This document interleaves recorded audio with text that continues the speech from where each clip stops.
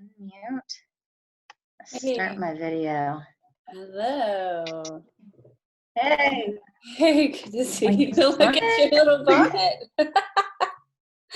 That's adorable. I'm You gonna can get these for $7.50 at the Tall Grass Dairy. really good to know. I'm gonna change my Wi-Fi connection real fast because this isn't great, so I might cut out. You're kind of breaking up. Yeah, is that better? Yeah, that's better. It's better. I just switched Wi-Fi networks because I was on a different one that wasn't good. So hopefully this is better. Oh, yeah, it is. Good, good, good. Wow, lovely.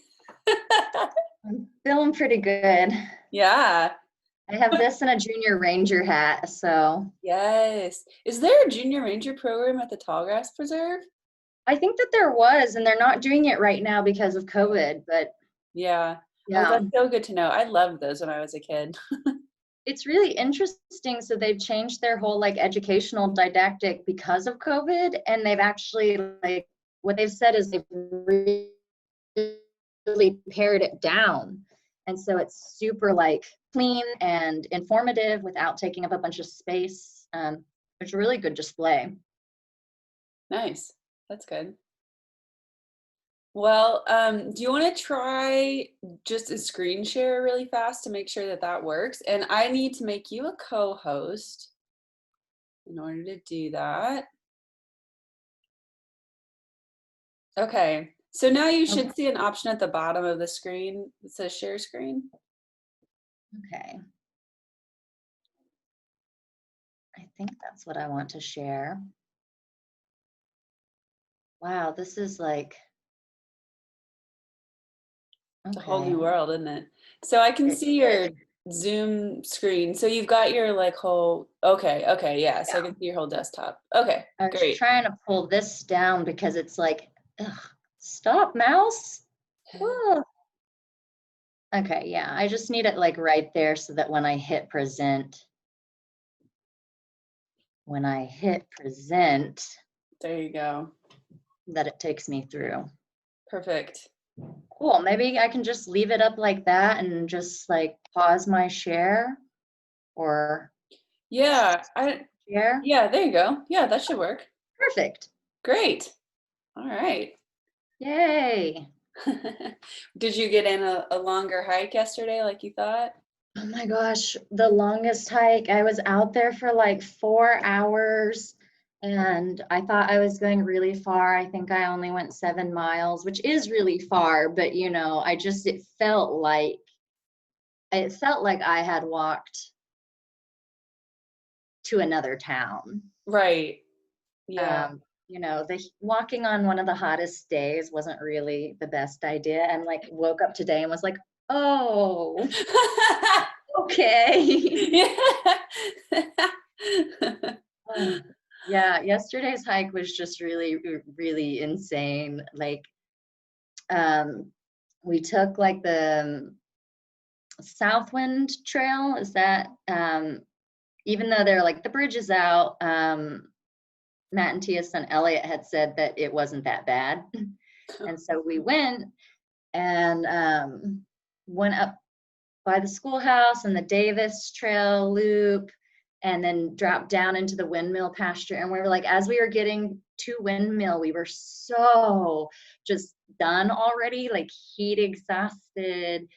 And so I don't know, let me find this little map.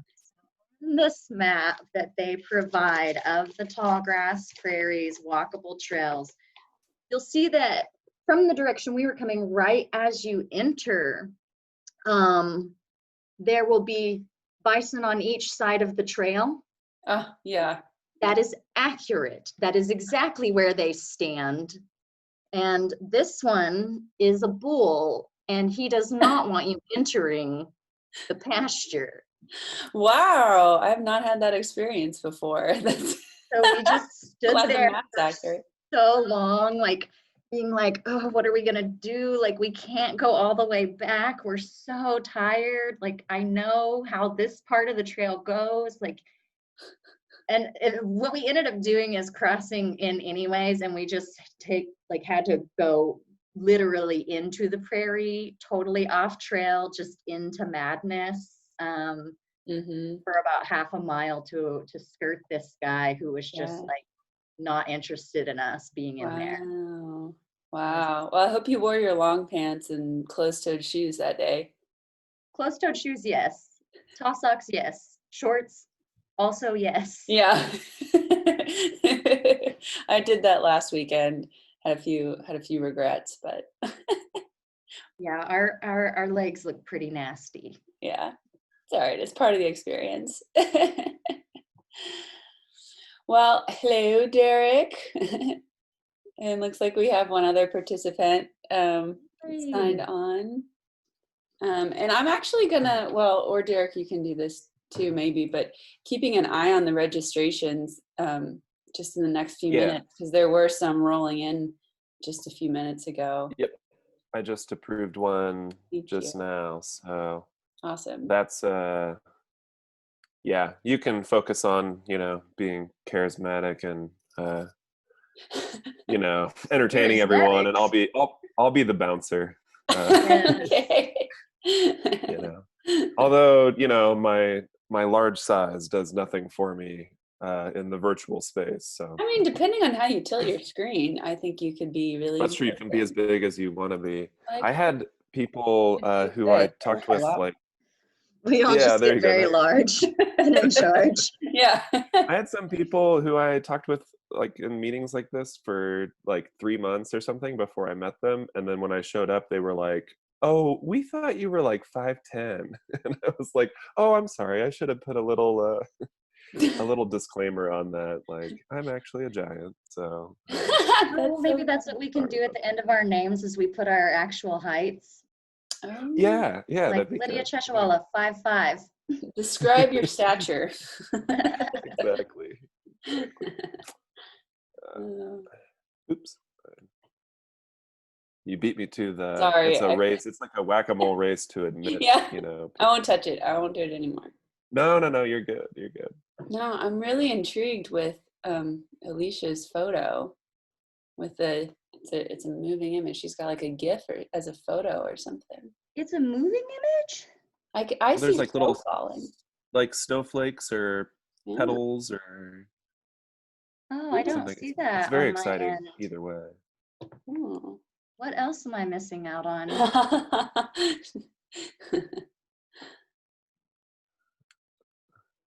Oh, Alicia says, I have no clue how that happened.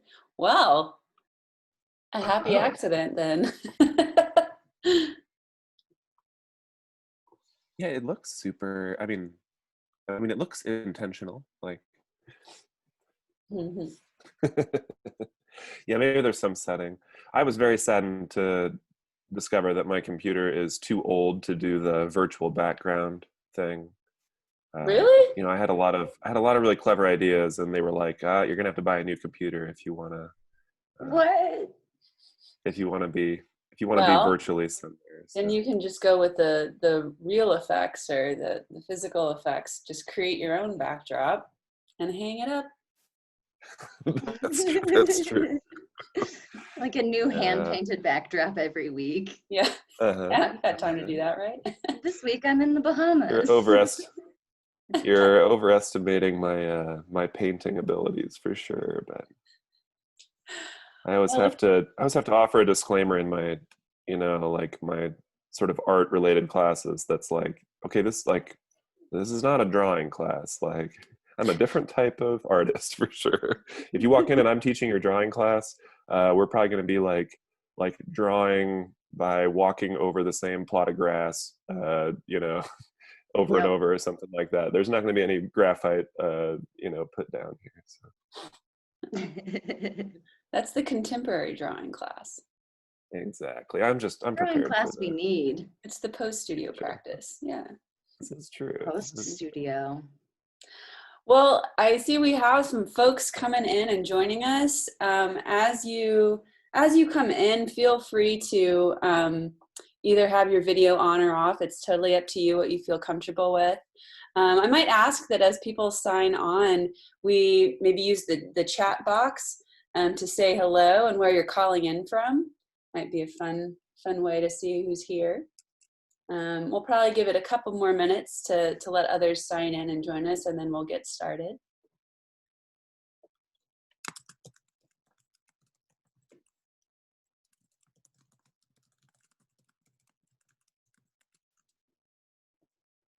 Yay.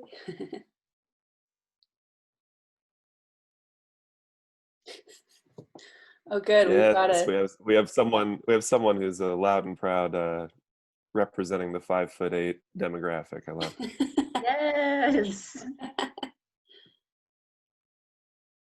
Once my basketball career was over, I have now ever since firmly regretted being as tall as I am, because it just means that I don't fit anywhere. Like planes, no good. Cars, no good. I wish I could shrink now. You can reach those tall cabinets. Mm-hmm. That's true. That is true. I'm useful.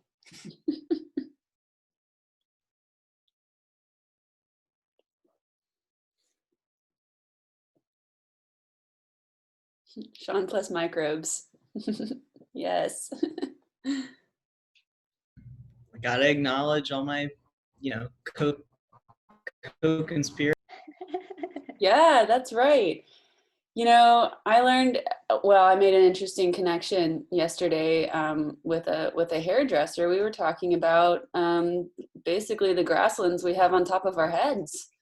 And I didn't know that hair had like a dormant period and a growth period. And I was like, wow, we're living prairies. So talking about our personal ecosystems. I was gonna say, I noticed earlier, I just didn't want to say anything to embarrass you, but your hair looks great today. Wonderful haircut. Mine? Yeah. Well, from your you. recent thing that I definitely knew that you had done. I got to take care of my grassland, so. Sure.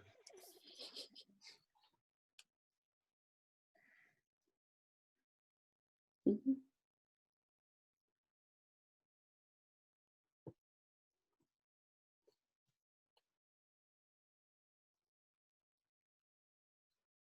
So I will also warn you all, it's beautiful here, so I have the windows open. So when the train inevitably comes by, it will be extra loud. Good to know. That's for y'all's listening pleasure. And for those who might not know, Lydia, about how often does the train come by? Undetermined. I thought for a while that I knew, but I don't know. It's a system of chaos. It probably makes sense and I just can't see it. I do know, however, though, that they increase their speed in the middle of the night. They go at like top speed when they think you're sleeping, and it is not silent. It does not shroud them the way they think it does. I feel like, I think there are some folks on here that would probably know how often the train does go by, but I feel like perceived time is maybe even more real than actual time. When you were just talking about the hike yesterday, hiking through the tall grass, there's definitely like an element of perceived time that is very relevant. Mm-hmm, mm-hmm.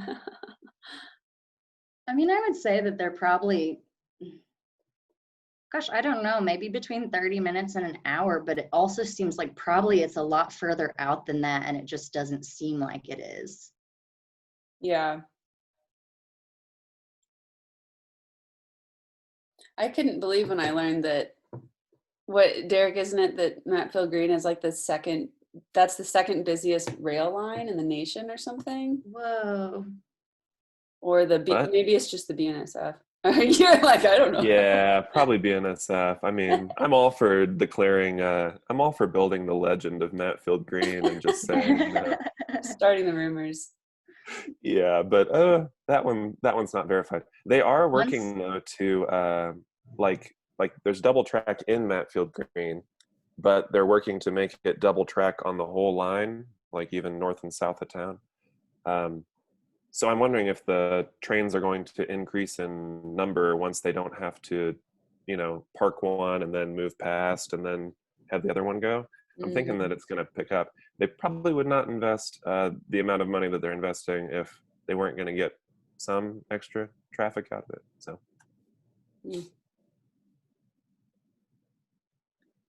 Well, it's going by right now. Is it? It's going by right now? I can't hear anything. That's amazing. This one is kind of quiet. Yeah. I guess I can hear a faint rumble, but it's kind of soothing. Do you have like headphones in or something, or? No, just the bonnet. Oh. The bonnet might be sheltering y'all. Yeah, sure. No, that sounds good. Well, we're a few minutes past 10, so I might go ahead and get us started, and we'll probably have some other folks that are joining in the next few minutes. But welcome everyone to this Zoom Q&A with Lydia Cheshewalla at the Tallgrass Artist Residency. My name is Kelly Yarbrough, and I just wanted to tell you a little bit about the program and what we're doing here today. The Tallgrass Residency is a small program centered in the community of Matfield Green, Kansas, kind of in the heart of the Flint Hills. This is our 5th year doing the program. My co-manager, Derek Ham, is also on the call here. He is a true Matfield Green resident. I help run the program a bit remotely from Manhattan, Kansas, but we're supported by the Kansas Creative Arts Industries Commission and partially through the NEA.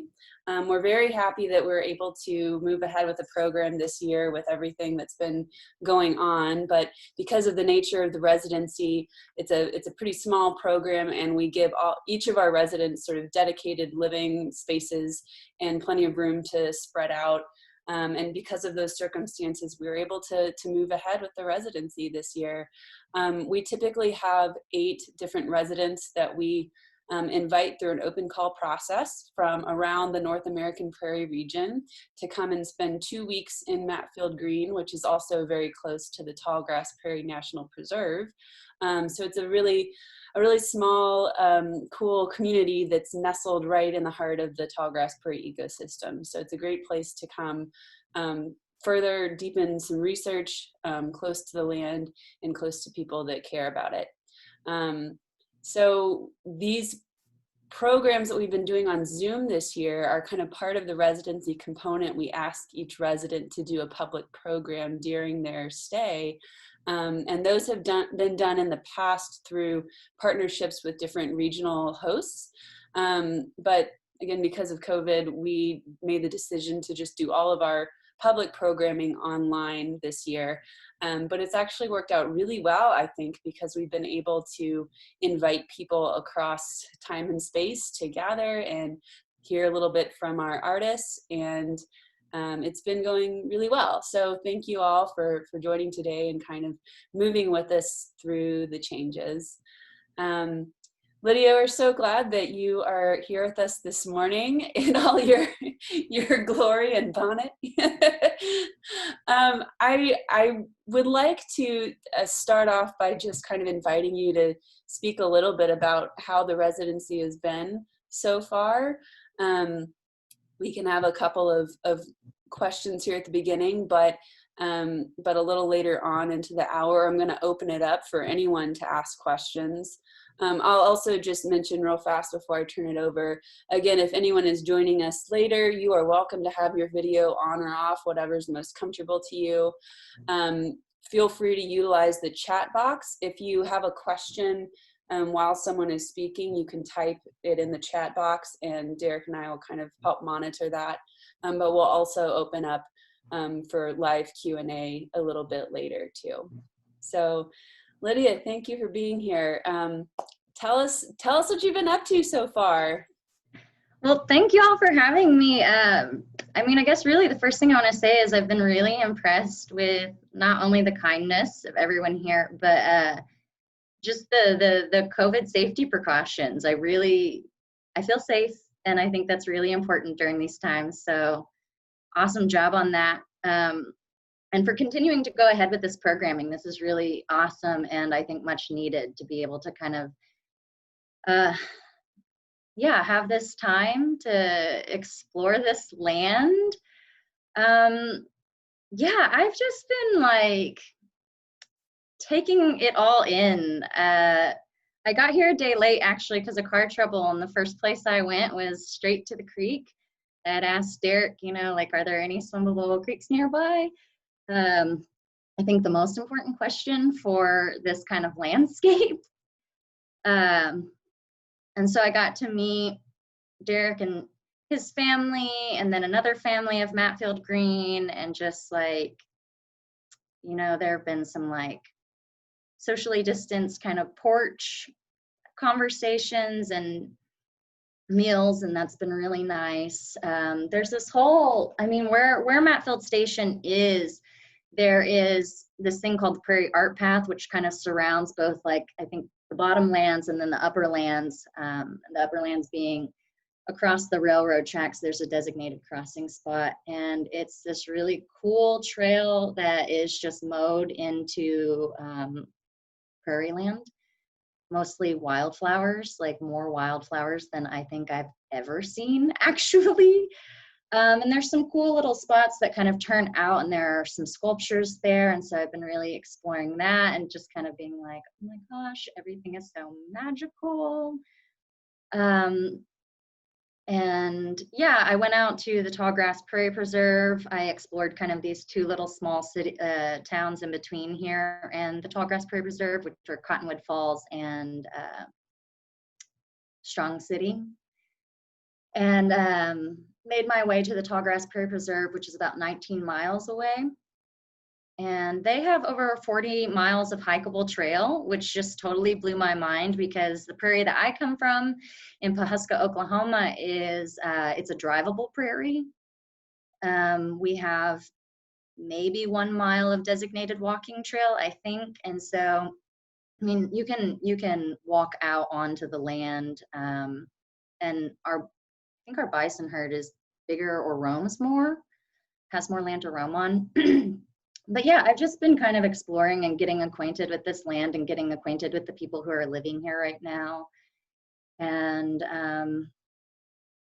just kind of taking a moment to reflect on kind of the state of the world and where I'm at, and kind of this balancing act between, like,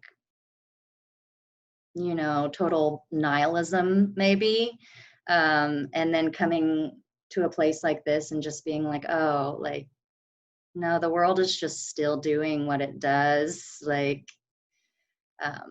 so it's been interesting. It's been a really fun, beautiful, interesting, hard at some points time, because we're coming from kind of these places of quarantine and social isolation, and prairie land is really one of those ecoregions that, like, reminds you of your loneliness or of your isolation. The first time I really walked out onto the prairie, I had this moment where it's like the sky was so big and the hills just rolled on forever without any type of, like, recognizable sculpture or structure, that I was just like, wow, like, where even am I anymore, like, in the world? And I had this moment where I was like, oh, I'm so vulnerable, I'm kind of scared. But then I was like, no, but I also feel really powerful, because, like, anything that's seeing me, I'm also seeing right now. And, like, this is me, I'm here in this body, I can move through this space, like, I'm able to walk, like, I'm strong. And so it's just, it's been a lot of kind of that, like, everywhere you go, there you are kind of thing, and just getting reacquainted with the land. Prairie in a different spot. This is maybe the third or fourth prairie that I'm starting to get acquainted with outside of the Pawhuska Prairie. I had been last year up to Fermilab, where they've done a 4-decade-long prairie restoration project. I'm going to be getting over to the Kansas Prairie Preserve here in the next day.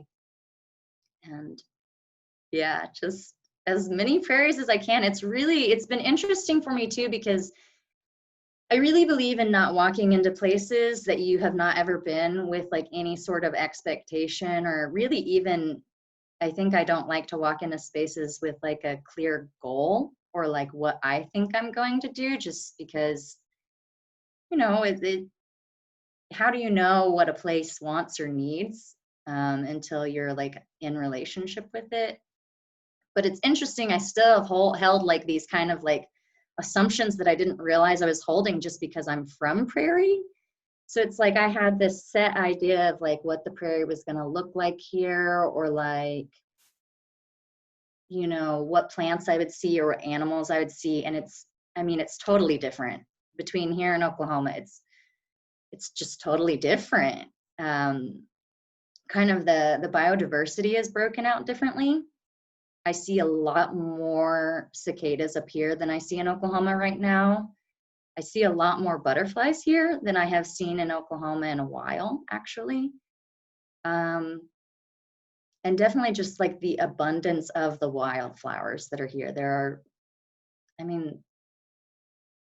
It's just so cool. So yeah, I've been having a great time. I've just been exploring a lot. Great. Thanks for that sort of introduction, lay of the land, as it were.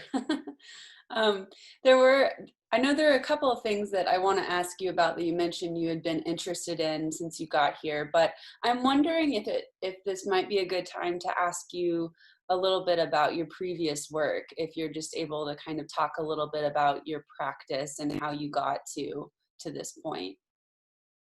Yeah, so I can go through, I have a little presentation, so if I can share my screen. Sure, thank you. Okay, share my screen and bear with me.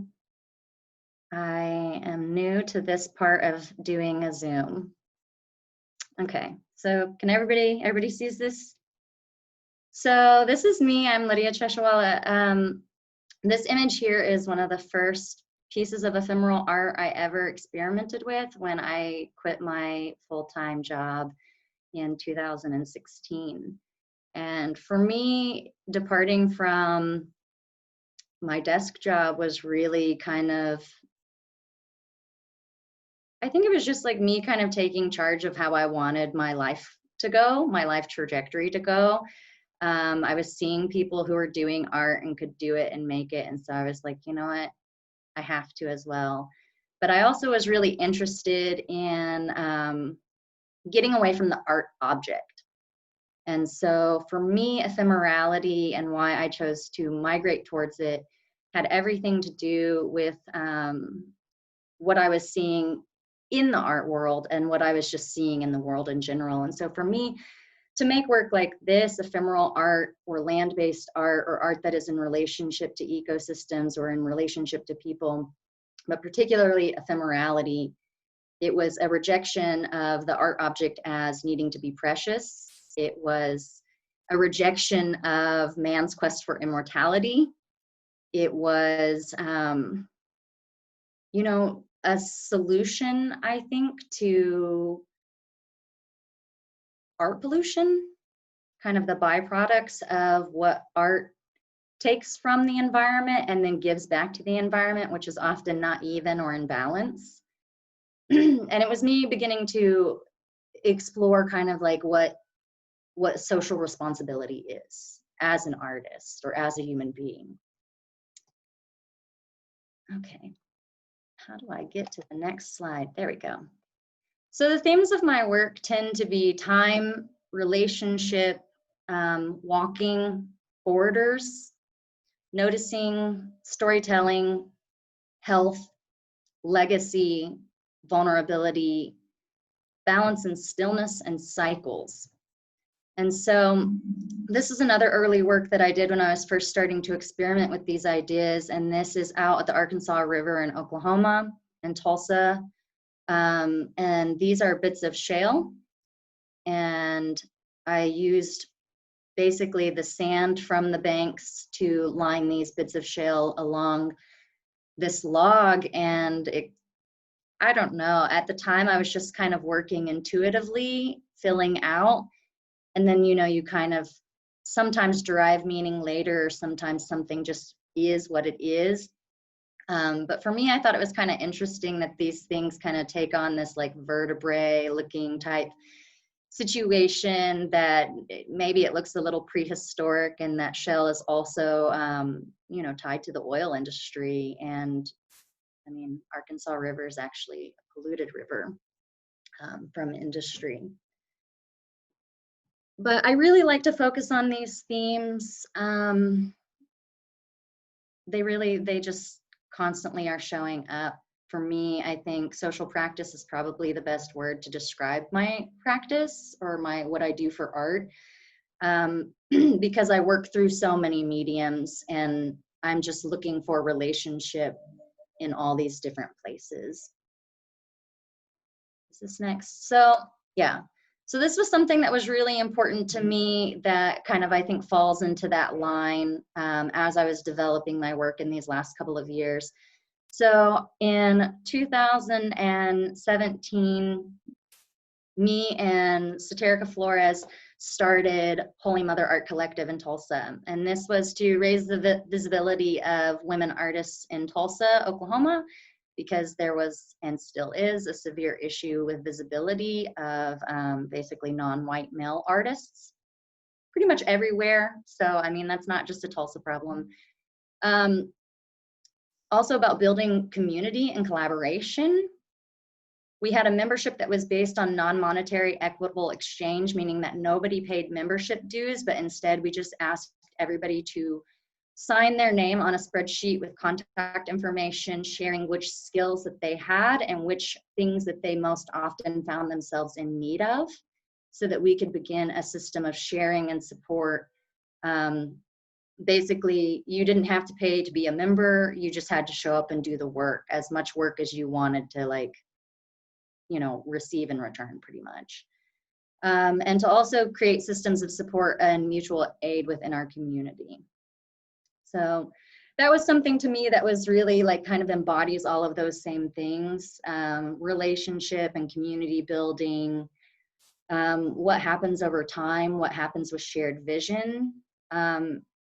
And I'm just really interested personally in collaboration. I really don't believe that we do anything on our own.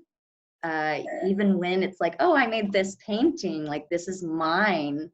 But the paper isn't, and the paintbrushes aren't, and the paint is not. And there's just always these big collaborations that are happening. And I think that this is kind of me exploring like what that feels like to really take a vision and make it happen. So this tent, actually, this huge installation, it's accompanied by 30 altars that these women in the community made to their relationship with the identity of woman, whatever that might mean to them.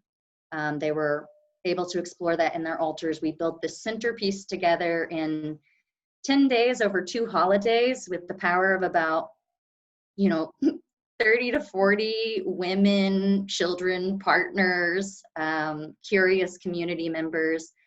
And this was made pretty much donation based only. Like, we didn't take funds for this. We didn't fundraise for it. We didn't have a grant. This was all just like what people had in their homes, what people could find, what community members donated. And so that was kind of our model for everything. My teaching practice is also very important to me. And so I taught littles. I taught between the ages of 4 and 12 with a museum in Tulsa, the Filbert Museum of Art. And I basically taught around these 4 things: play, curiosity, close looking, and relationship. And so I've chose a bunch of photos of these littles because they really are just like my favorite. And they're so cute, and they're little like butterfly wings. But some of the things that we did was we would go into the edible teaching garden, and we would have meetings with the horticulturists, and they would teach us in tandem about the different kinds of plants and our relationship to them. We would do close looking throughout the gardens. They have a really beautiful garden set up there. If you haven't been, I suggest you check it out. This photo down here in the lower left, that is also when we were working with one of the horticulturalists and also a visiting artist, Jonathan Keats. And in that picture, we were sharing with the children one of his projects, which is calendars based on rivers. And then down here in the bottom, you can also see we did some cyanotyping. We did some ephemeral art. This to me is a really special piece because this was an unguided piece that the children made by themselves over the place where a tree had been removed as an act of gratitude for where a tree once stood. So we were very into doing those kinds of practices. I think it's really important for children to be allowed that curiosity, to be invited into nature to explore, to have those connections between really nature and life and art and everything. Science just really like illustrated for them, to allow them to, you know, also make those connections and then make broader connections. And, you know, to teach them that the world is actually not a scary place that we are in, we are of it. That there's a respect to have for it, definitely, but that we are of this world. So yeah, I love teaching the littles. A visitor arrives, a visitor returns. So that's me.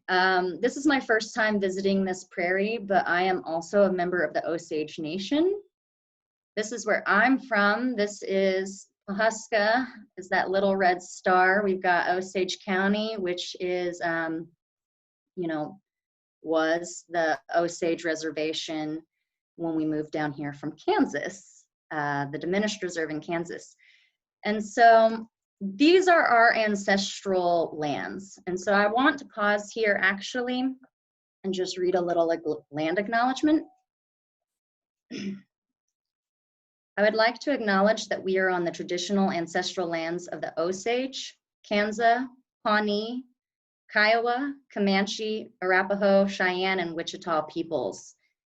The process of knowing and acknowledging the land we stand on is a way of honoring and expressing gratitude to those who have loved and cared for this land before us. May we all be kind and loving stewards of this land so that it continues to carry us forward. This is how we honor those still to come.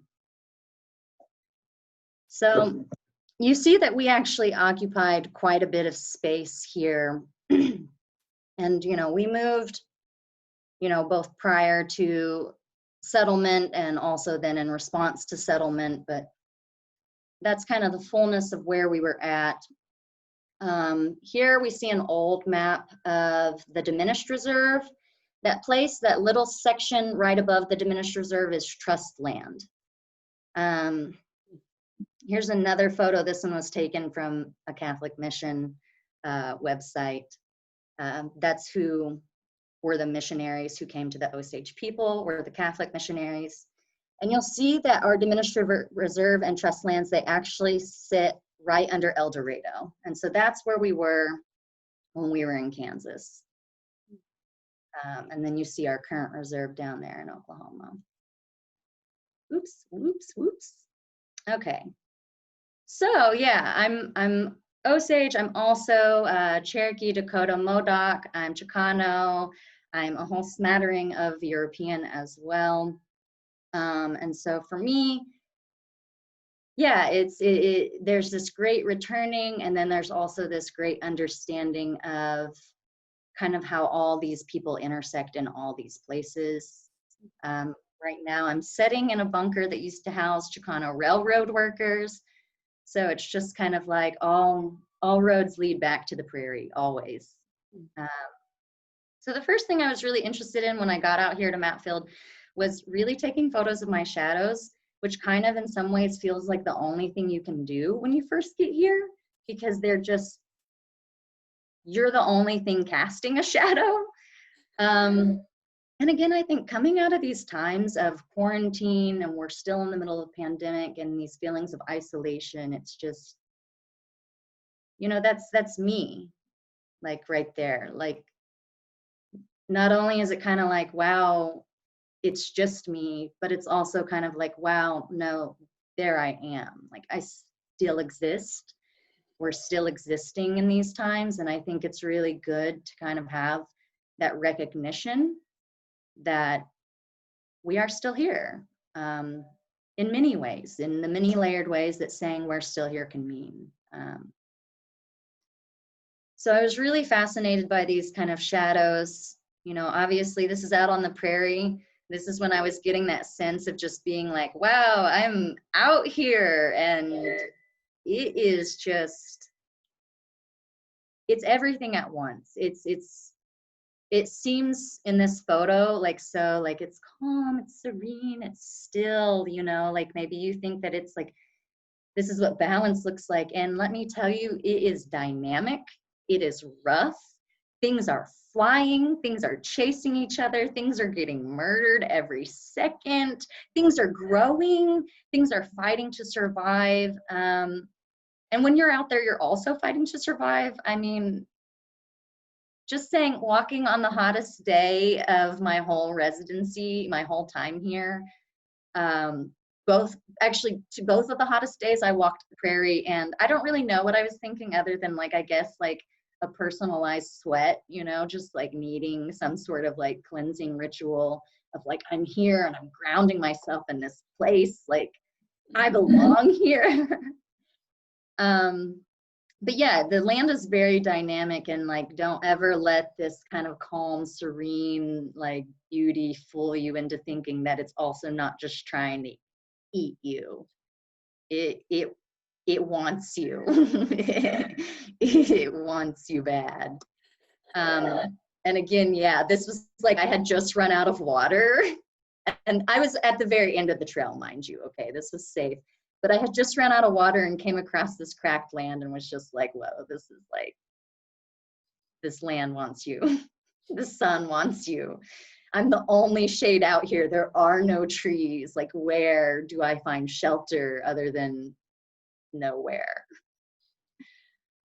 These were kind of some of my walking finds. And so they've actually grown exponentially. Like, I am kind of wondering if I should tilt my camera at some point and show you, but something I'm really interested in is going on observation walks. I think everybody's pretty interested in that. I think that's kind of like a really, you know, walking has been explored in all these ways as like a place where people come up with ideas, as a way to get somewhere, as a conversation, as a way to, you know, just natural migration. Like, movement is such a real part of pretty much any living thing's experience, even things that seem to be in one spot.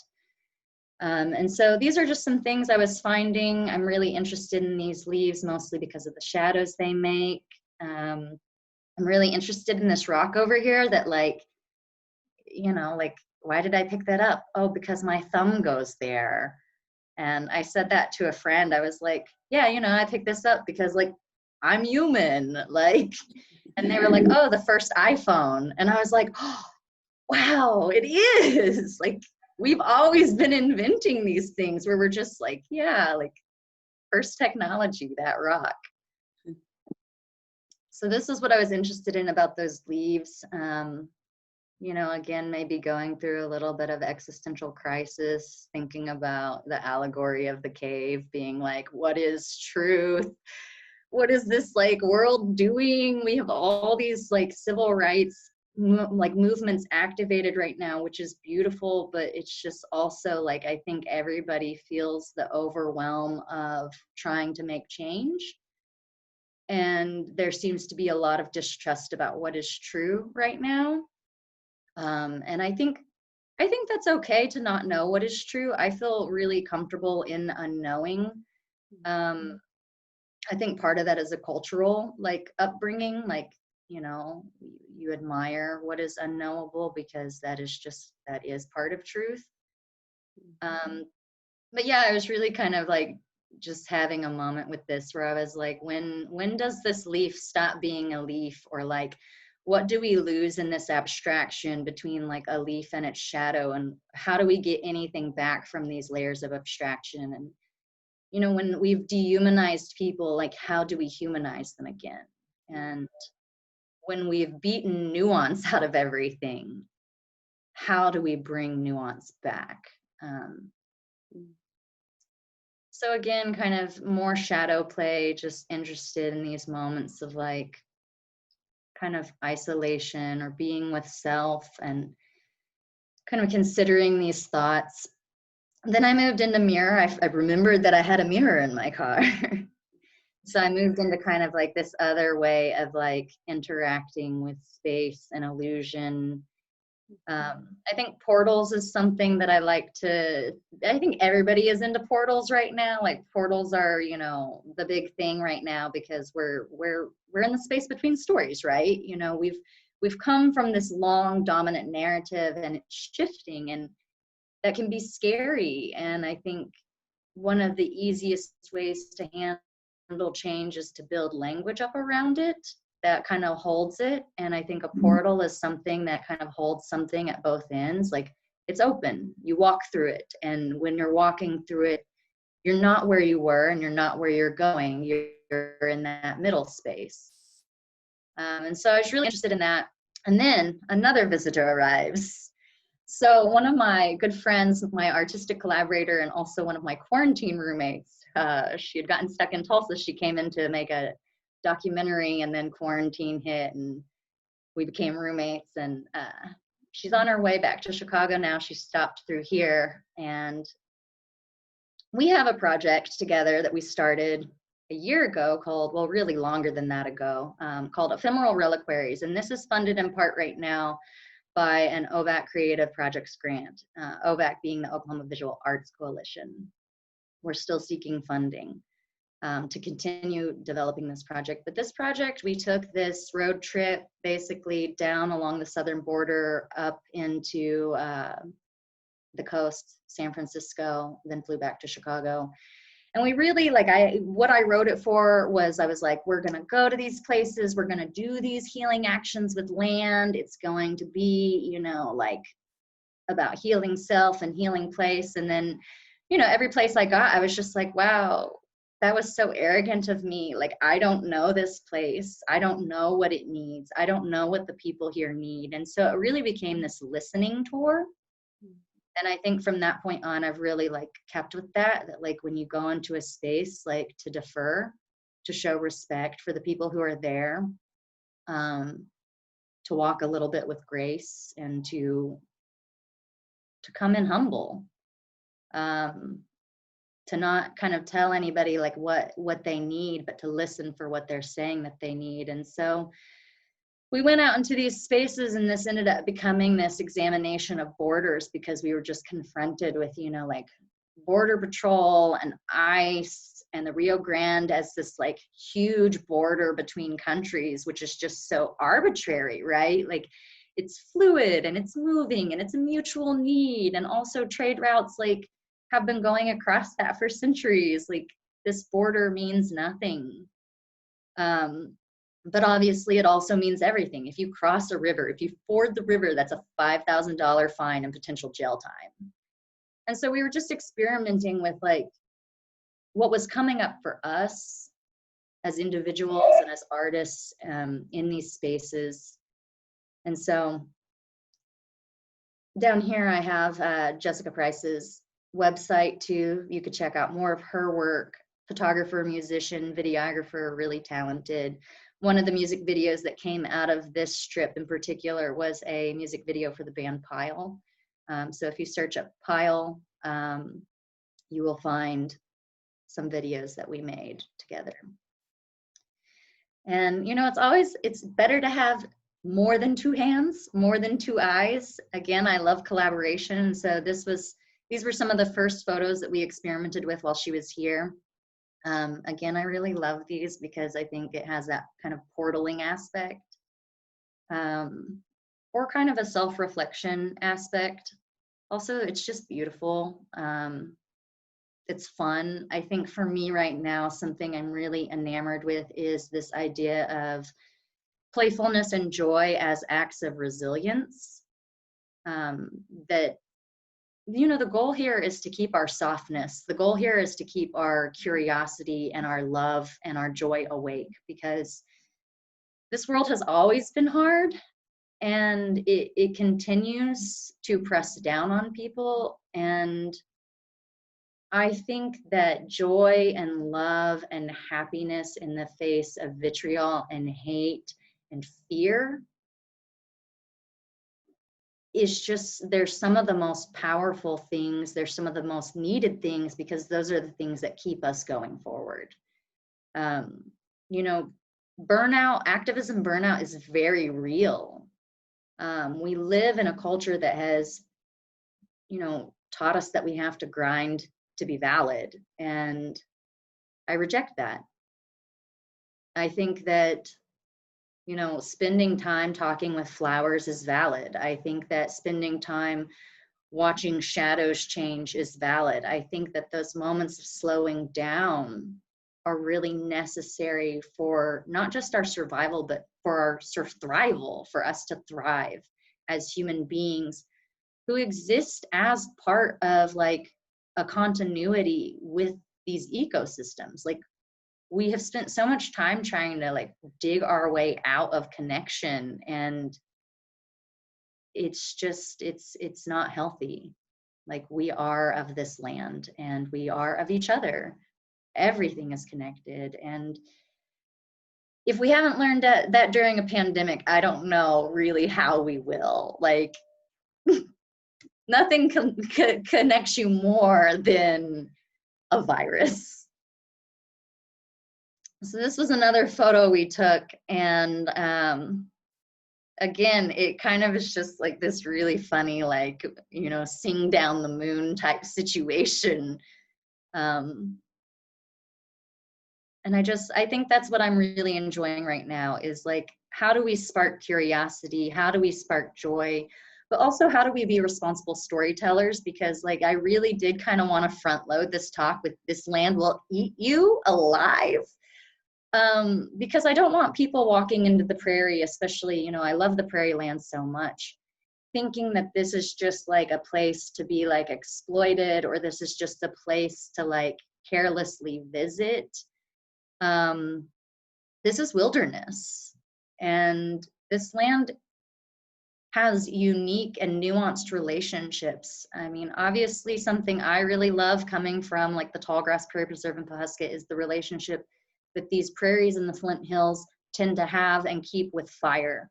And I think that's a really poignant thing right now, while, the California forest fires are happening, is that, relationship with the land you're living on is so important, and understanding how it's been cultivated and understanding how those relationships work, and understanding, the work that goes in to learning that and to carrying it forward, I think it's just really, really crucial that we learn these things, that we appreciate them in their fullness. And that, yes, of course, there's always going to be magic anywhere someone is ready to receive it. If you're open to something being magical, then everything becomes magical. Everything becomes a source of wonder. But I think that has to be kind of tempered with like a deep understanding. And I think a deep understanding also encompasses what we don't know, the understanding of there being the unknown. This, I will say, is a collaborative photo, or an artist photo of me and my collaborator, because we're both in it. And then I guess our third collaborator, the wildflower. And then this is kind of the last photo of the slide. This is tied to a funny story. So yesterday when we went out hiking the prairie, which felt like a million years, I thought that I walked for like, 2 days. It was 7 miles, it was 4 hours, but it was also in midday, no shade. And I had taken that mirror out there. We were like, yeah, it's gonna be so cool. We're gonna make these photos. And I broke that mirror in half, fending off the cicada that, no joke, was the size of my fist.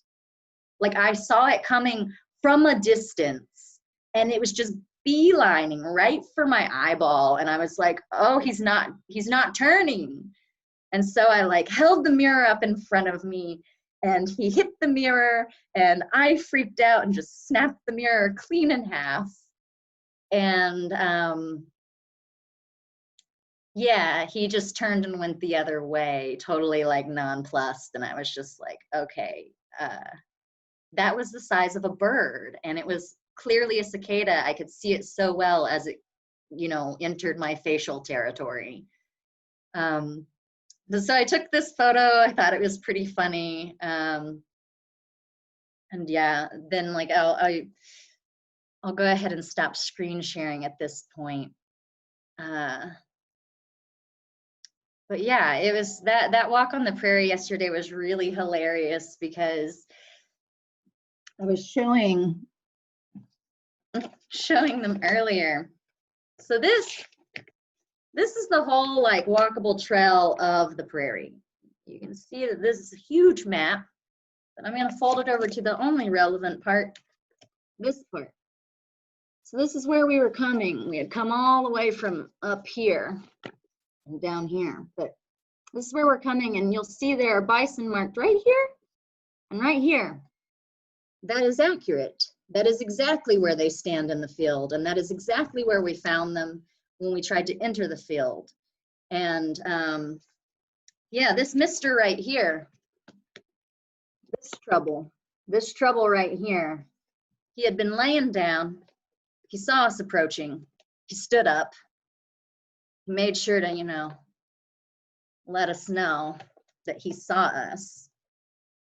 And so we stood there for about 20 minutes trying to decide if we were going to take this, like, at this point, like 3-hour mile or 3-hour hike backwards through all the territory we just traversed, or if we were going to be smartly bold and enter the pasture and then off-road way far away from him, because they say keep 100 yards, and this guy was maybe 40 yards from the path. And so we were like, okay, it's hot, we're running out of water, we can't go backwards, there's only forward.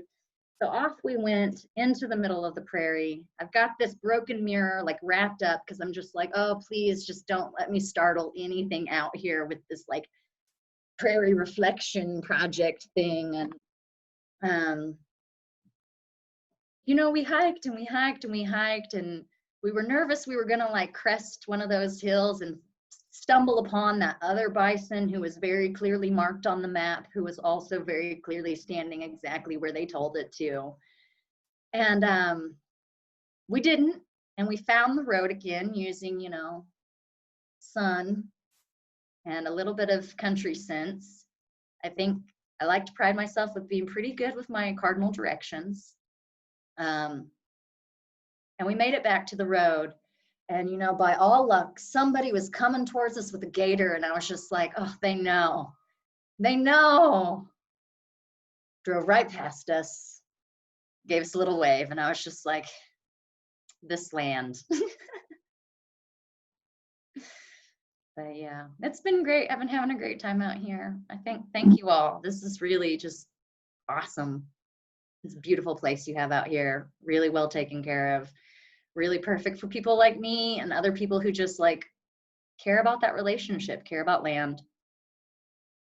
Well, thank you so much, Lydia. That was what a wonderful presentation, and the images that you've been taking too are just fascinating.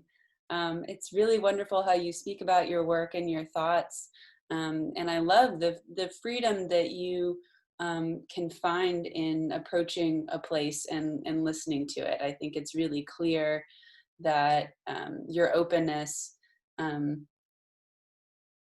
produces results. That sounds so it's really clear that giving yourself this permission to listen and play, I think, is seen through the images that you shared. So thank you. I just want to go ahead and open it up to the group for any questions here. You are welcome to either use the chat box to type in a question, or at this point, you're welcome to unmute yourself and speak up if you have a question. Hello. Hi. Hey, Lydia. I thank you so much for your presentation. I thought that was absolutely incredible. But me and you, I feel like, are always on very similar wavelengths. So like, I was just like making breakfast, listening, and just going, ooh, yes, yes. When I got to the part about movement, I was like, where did I get this from? Is this from Alicia?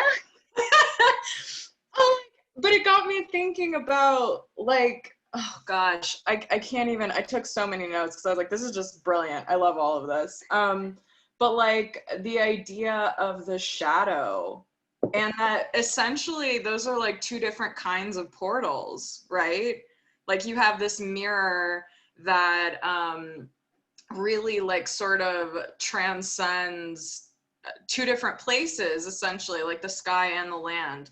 And then you also have these forms that are created by what's not there and what is there, which is so haunting, especially like as an Indigenous person, and as an Indigenous person that's like, that's your land, like you're defining your space by being there and photographing you not being there. And it was just blowing my mind.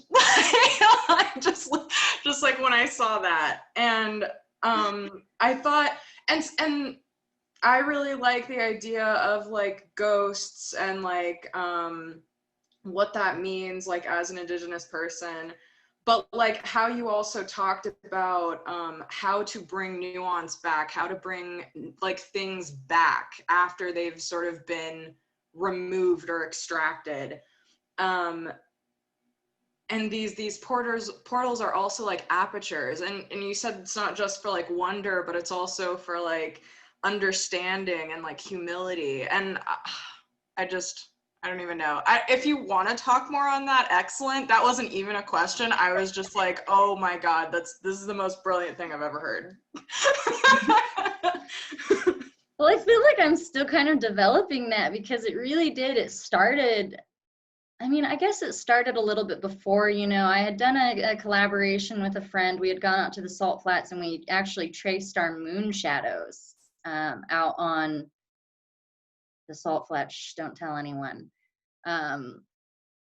But this kind of idea, yeah, of like, you know, being places and not being places, and like leaving a mark, and a mark being made without anything being left behind, actually, like it being a moment in time, really, instead of like something that has longevity. It's something that only is existing like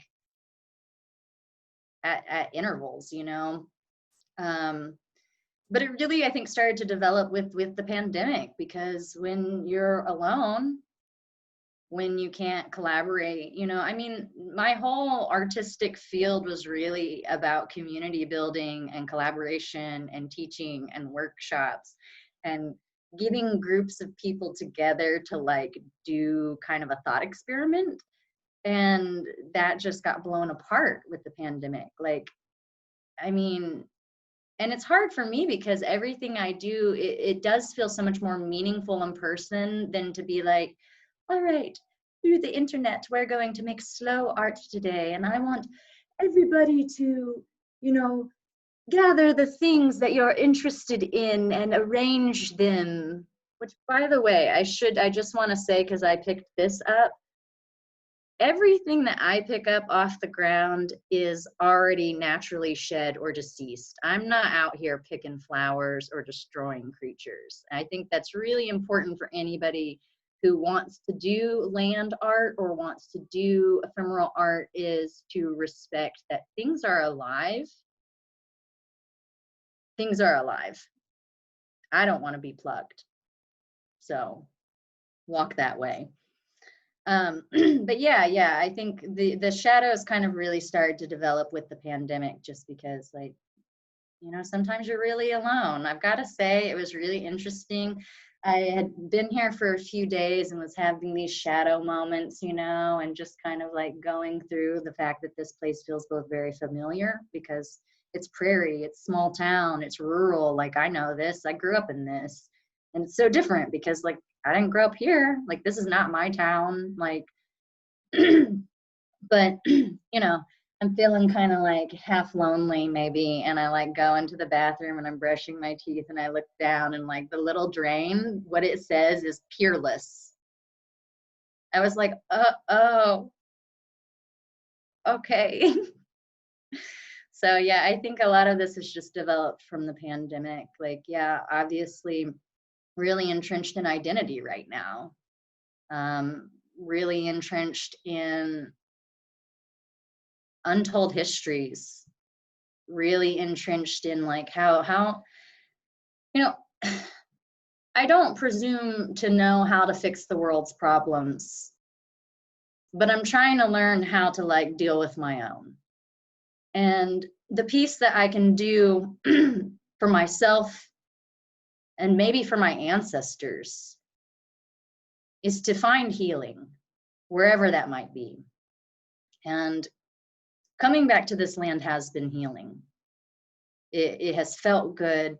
It has, I don't know, reminded me of something that maybe I'm not quite sure what that is yet. I mean, I think part of it is it's reminded me of who I am or who I want to be or what I believe in. So yeah.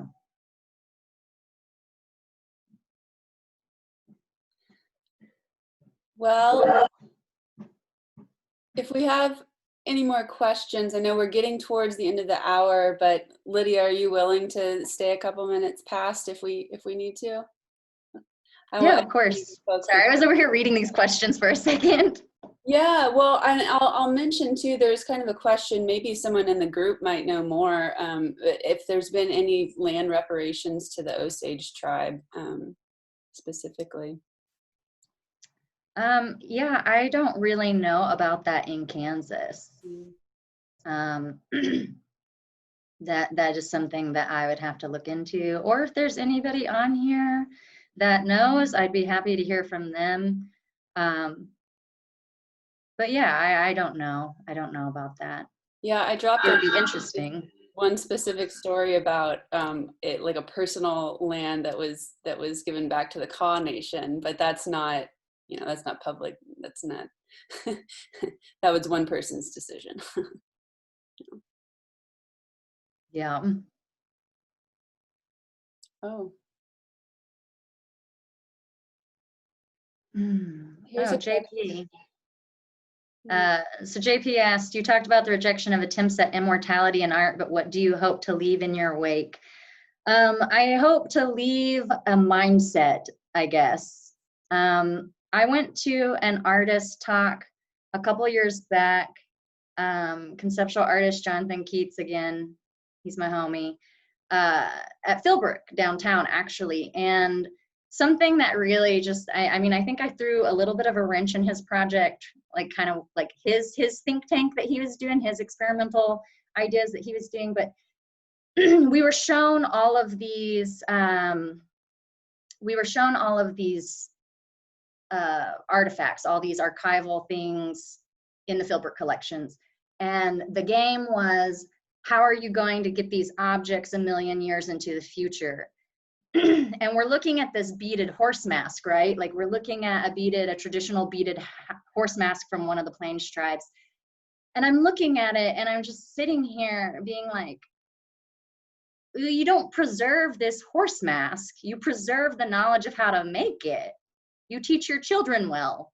Like, so that's what I hope to leave. It's like, I don't really care if anything physically that I've made outlasts me, but I really sure hope that like the way that I walk through this life is passed down to like at least somebody.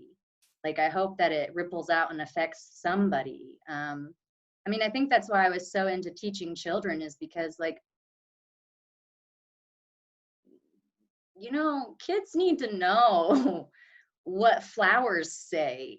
We're moving towards a world where I just sometimes worry, like, what is going to be around for them? Like, we're losing biodiversity, especially in the insect world, at like a highly alarming rate. And people just like, we're not clued in. And you can't be clued in if you're not slowing down enough to see it.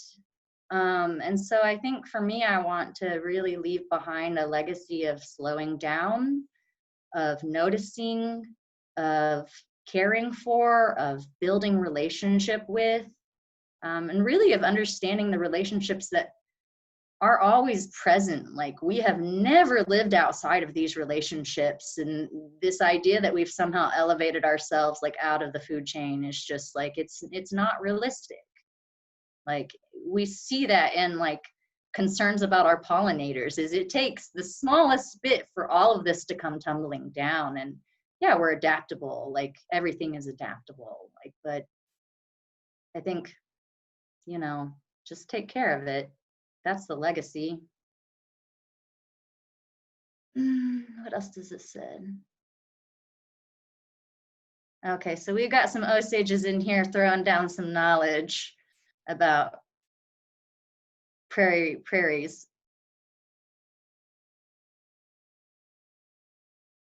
Yeah, so over in St. Louis, where also the Osages are in, working on the preservation of the Sugarloaf Mound, one of our last remaining mound sites. One of them was like totally bulldozed for like that bridge. So yeah, that's what's going on over in St. Louis. What's interesting too about over there too is we sent over some people to do a marker tree, which is where you tie down a young tree to point a direction.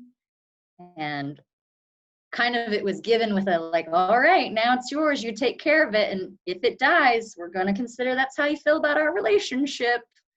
And I honestly think that's a little poignant too, is to just, it's a love fern, right? Like, maybe we shouldn't have more love ferns between us.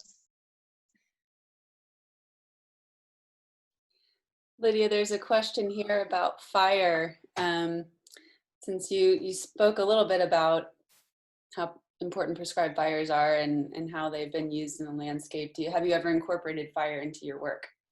So I'm actually by degree a ceramicist, and I specialized in alternative firing methods, so mostly pit fires, smoke fires out of like burn cans. And I have recently started to learn how to do traditional single firings from Muskogee Creek elder Scott Roberts. And so I'm very into fire. I love fire. I think it's great.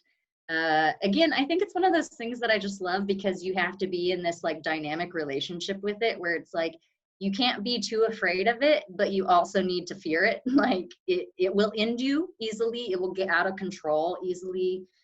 But it's also this really like highly generative force. And I think that's something that I really, really love about fire is, so there kind of became this movement in art, where like these people, especially like, I am always going to point the finger at Michael Heiser with Double Negative. I hate that piece. I'm sorry if anybody loves that piece.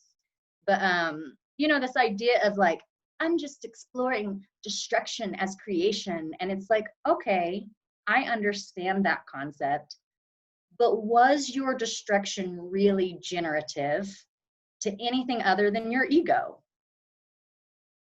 That's the question, is like, a prairie fire is creating chemical reactions under the soil. It is clearing the land. It is like making room for native species to reestablish themselves over invasive species. I mean, it's doing so much. To me, I'm like, if we're going to be destructive in the cause of like creativity, like that's it. Like, we should mimic fire. It requires finesse. And so I do use fire in my practice, predominantly with my pottery. I'm not often setting anything else on fire, though I have like, had the fire marshal called on me for burning in my can in my backyard. I can. It's legal as long as it's the size of a campfire or a cookout fire. So that's a little bit of news for anybody who likes to burn things in their yard. I do though, so Shelley here with the Nature Conservancy told me something really interesting that I think I would like to talk maybe to Bill about developing a project that perhaps I come out here in the spring for, if that's possible, utilizing the preserves, the prescribed burning, and utilizing the ceramic tiles that they use to test how hot the fire is getting in certain spaces. And so I'm like, oh, I didn't know they did that. You mean I can just like make some pots with like a wildfire? You know, I shouldn't call it a wildfire. It's not wild. It's being watched closely and tended to, unless, you know, you forget for a second and it gets away from you and you got to tell your neighbors.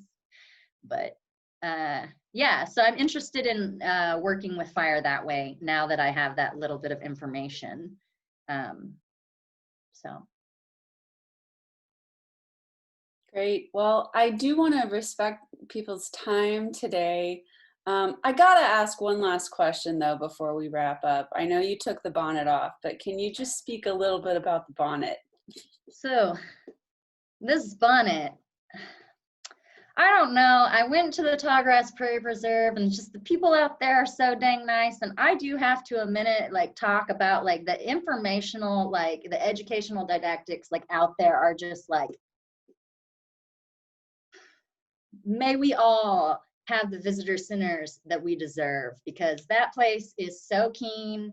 They have these like glass inserts that go around that have like the grasses at different points in the growing season and what they look like and the height they're at. And they have this section for people with limited eyesight or who are blind to feel the shape of different grasshoppers and then read about them. I'm like, that is just so considerate and beautiful. Like the whole thing, very considerate and beautiful. The inside, they had told me, you know, like you're gonna want a hat, and I was just like, yeah, I reckon. And enter the bonnet. I saw the bonnet, and I was like, wow, how long has it been since I've had a bonnet? Probably since, you know, 3rd grade in Skytook when they forced me to be a pioneer in the land run. I just also want to say during the land run reenactments, when I was in elementary in Oklahoma, I gave the lunch pail to my husband and I ran and got the best land for all of us. So yeah, this bonnet though, $7.50, Tallgrass Prairie Preserve Visitor Center, comes in lots of colors, very great. Somewhere around here also, I have my Junior Ranger hat, which I also purchased there. My favorite part being that I was like, okay, I'm gonna get this Junior Ranger hat because I know it'll fit my baby head. And she was like, okay, well, it's the last one. And I was like, well, all right. And she was like, well, we're not doing that program anymore because of COVID. And I was like, well, okay. And she was like, well, if you're gonna wear it, I guess I'm gonna give you the Ranger badge. And she pulls out this little wooden Ranger badge and she hands it to me and goes, it goes on your hat. And so I pinned it on my hat and off I went. So yeah, if anybody in Tulsa wants to get down on this, you know, new bonnet style, I also felt like it was good for like, you know, blending in a little bit. Like, you know, there aren't very many natives out here. Sometimes a girl got to be passing, you know what I'm saying?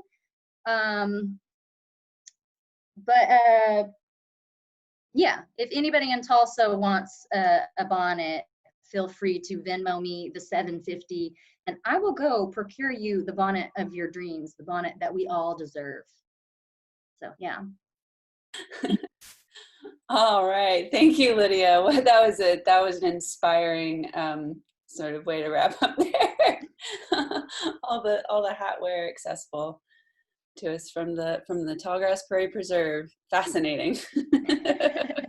You're the first tallgrass artist that I can think of in 5 years to make use of the Tallgrass Preserve gift shop. So, I mean, if that's not, yeah, Yeah. Well, apparently they did a recent renovation where they cleared out all the stuff that they had been like, I guess she was saying that they were kind of like clogging it up with too much stuff. And then they realized like during COVID, it was too much to clean. And so they redid the whole thing and really pared it down. And it's quite beautiful. It's a really, really good educational center. And I love, they have a box of insects. They have different types of soil and where they're located. They have imagery of the Flint Hills geology. I mean, it's really great.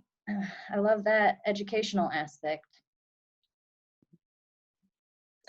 Great. Well, thank you so much, Lydia. Thank you all so much for joining us today. That was fantastic. I also took a lot of notes that I'm going to be chewing on here, so thank you. I do want to plug too that we have another upcoming Zoom Q&A with Sean Nash, who is on this call, I believe, or was, yes, and is our next resident coming in. Hey, Sean. And that will be on September 9th at 4 p.m. Central Time. We're going to open up the registration for that today. It'll be sent out through email on our Facebook page too. So do join us for that on September 9th. Lydia, I hope you have a wonderful rest of your stay, and we look forward to having you back out to Kansas sometime. Yeah, thank you all. This has been great. Thanks all. Have a great weekend.